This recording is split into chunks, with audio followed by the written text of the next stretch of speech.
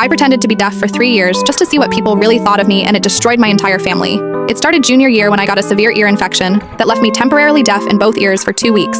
During those weeks, I learned to read lips and discovered something fascinating. People say horrific things when they think you can't hear them.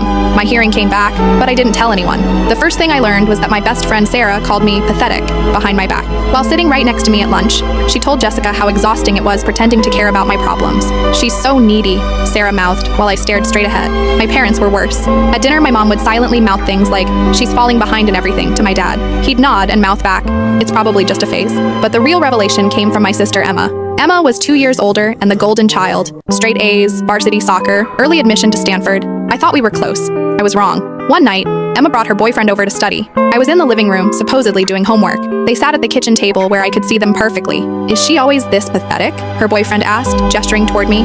Emma laughed. "Pretty much. My parents baby her because she's the disappointment. They've basically given up on her being successful like me. Doesn't that bother you?" "Are you kidding? It makes my life easier. They expect nothing from her, everything from me." I kept my face neutral, but inside I was planning my revenge. For 3 years, I documented everything. My parents had a betting pool with relatives about whether I'd graduate high school. My guidance counselor told colleagues I was a lost cause. Even my grandmother told my mom she was embarrassed to introduce me to her bridge club. The breaking point came at Emma's graduation party. The whole extended family was there, celebrating her acceptance to medical school. I sat in the corner playing the part of the disabled sister. That's when I overheard my parents talking to my uncle. "We're honestly relieved," my dad said. "At least one of our kids turned out normal. We can focus our college fund entirely on Emma's medical school now."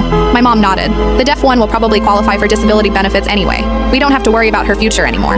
They were planning to abandon me financially because they thought I was disabled. I stood up, walked to the center of the room, and clapped my hands loudly. "Can everyone hear that?" I asked clearly. The room went silent. Emma's face went white. "Because I can hear everything," I continued. "Every cruel word, every whispered insult, every plan you've made behind my back for 3 years." My mother's mouth fell open. "What do you mean?" "I mean I've been able to hear perfectly since junior year. I just wanted to see what kind of people my family really were when they thought I couldn't hear them." I pulled out my phone and played a recording. My parents discussing how much money they'd save by not sending the defective one to college. Emma started crying. "We didn't mean—" "Yes, you did." I cut her off. I turned to my parents.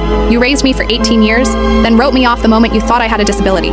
I picked up my graduation gift, a cheap bracelet they'd clearly grabbed last minute, and handed it back to my mom. "Keep this. You'll need to save money now that you only have one daughter." I walked out and never went back. 5 years later, I'm finishing my master's degree in psychology.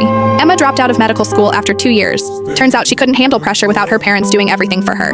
They've tried reaching out, claiming they misunderstood what I heard. But I have 3 years of recordings that say otherwise. Sometimes people ask if I regret the deception. The answer is simple. I regret that it was necessary. But I learned the most valuable lesson of my life. When people show you who they really are, believe them, even when they think you can't hear them.